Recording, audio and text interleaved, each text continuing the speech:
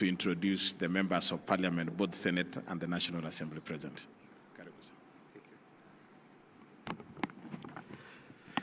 Your Excellency, the President of the Republic of Kenya, Dr. William Samoei Ruto, in the interest of time, allow me to adopt the protocols already established by the speakers who spoke before me. Your Excellency, before I make my brief remarks, allow me to introduce the team from the Senate, and I hope my eyesight won't fail me. We'll start with the Deputy Speaker and Senator for Meru County, the Honorable Senator Kathuri Murungi, the host Senator, Senator Kajwang Moses Otieno, the Senator for Nandi, Senator Samson Cherargei Kiprotich, Senator Dr. Boni Khalwale, Senator for Kakamega, Senator Faki Munyehaji, Senator for Mombasa, Senator Eddie Okech for Migori, Senator Catherine Muma Muyeka, Senator Maureen Tabitha Mutinda, Senator Hamida Ali Kibwana, Senator Julius Murgo, Senator Montate Batuli Betty, Senator Kisang, Senator Esther Anyeni Okenyuri, Senator Beth Siengo Kalunda, Senator Jackson Mandago, Senator Danson Buya Mungatana of Tana River, Senator Abbas Sheikh Mohammed, Senator Mbugua. Those are the senators who are with us here today.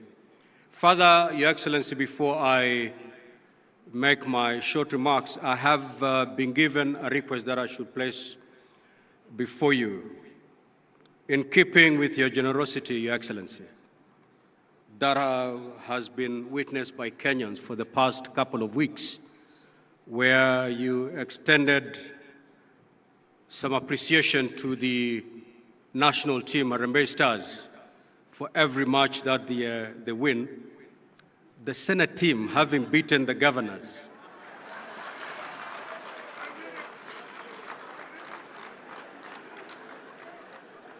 they are wishing to be considered in that appreciation token. The team comprises of 16 members. If that is agreeable, Your Excellency, I may pass by the State Lodge to collect 16 million for the team. And I know it's possible. Thank you, Your Excellency. Distinguished participants, I join you with pride today as a firm believer in our country's most transformative governance shift since independence. That is devolution. We gather here to mark 14 years since the birth of devolved governance, a constitutional promise to bring government closer to the people and to ensure equitable development and to reverse decades of marginalization. As partners in the devolution space, our gathering here today and this entire week is not a matter of routine, but a national obligation. For devolution is about every lives of our people. The theme of the conference, that is for the people, for prosperity, devolution as a catalyst for equity, inclusion, and social justice, is not just a slogan. It is a call to action and resonates with the realities of our time. It reminds us that devolution is not about systems or structures. It is about people. It is about the mother in Turkana who now accesses maternal health care at a local health facility. It is about the youth of Homa Bay County accessing vocational training.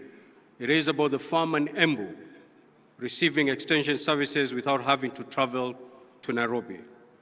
The sub-theme, re-engineering county governments to accelerate development and bridge the socio-economic divide, demands that we go beyond the ordinary.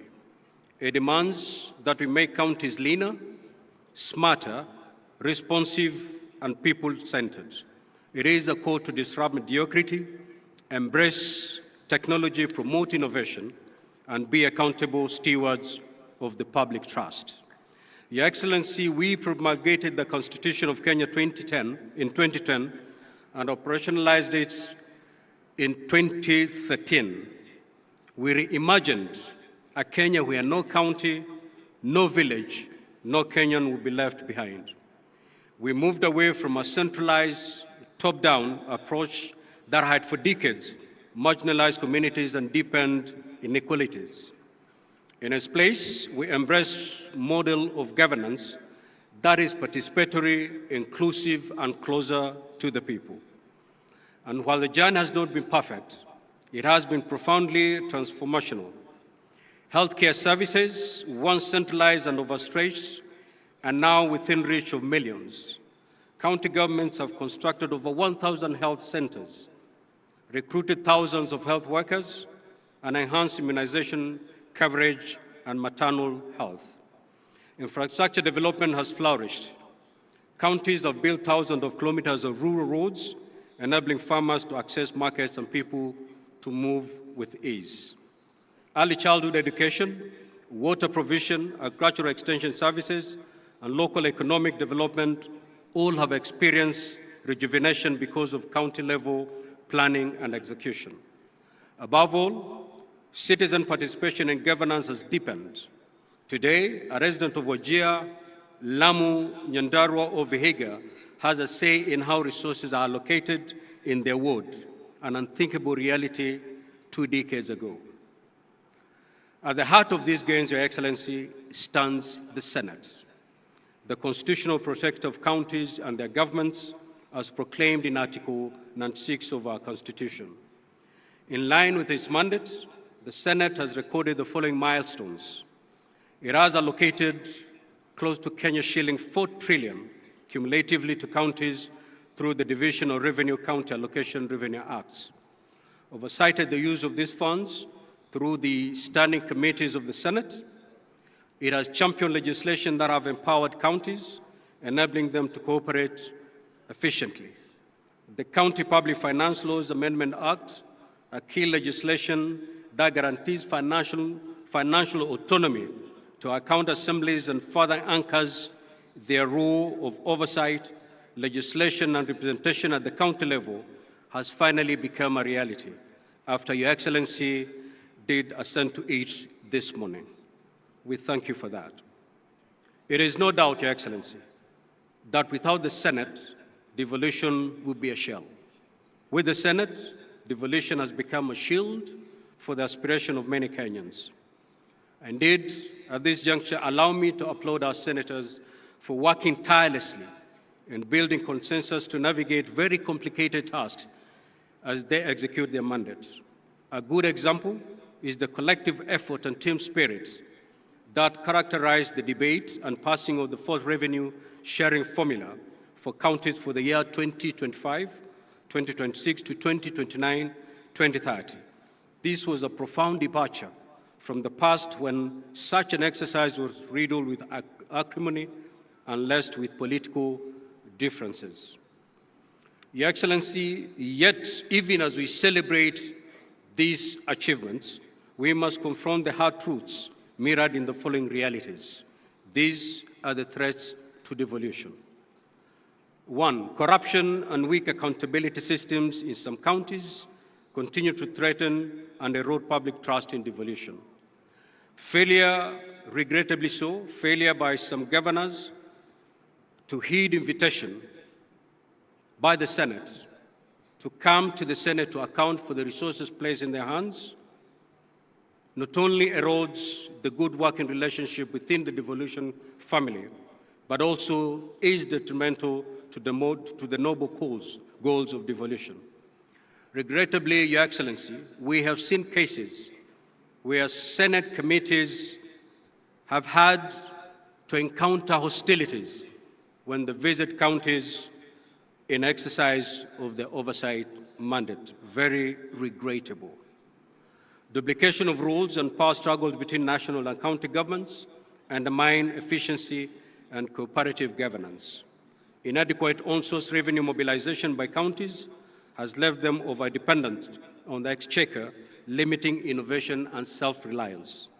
Wrangles within the county assemblies, which sabotages work delivery.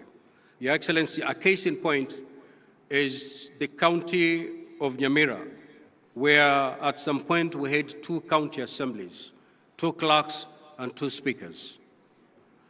Delayed disbursements of funds to counties and politicization of county development priorities, which often sidelines community needs. Your Excellency, to secure the next decade of devolution, we must act decisively and collectively to deal with these threats. Distinguished participants, devolution was never meant to be a destination. It is a continuous journey, one that requires vigilance, courage, and commitment. Let us not allow short-term political interest to dilute the long-term vision of equitable development. Let us recommit to the devolution dream by ensuring it lives and blossoms in every ward, in every village, and every heart. For the greatness of a nation lies not in the glitter of its capital city and its urban centers, but in the dignity of its villages. May God bless our counties, and may God richly bless our land. Thank you, Your Excellency.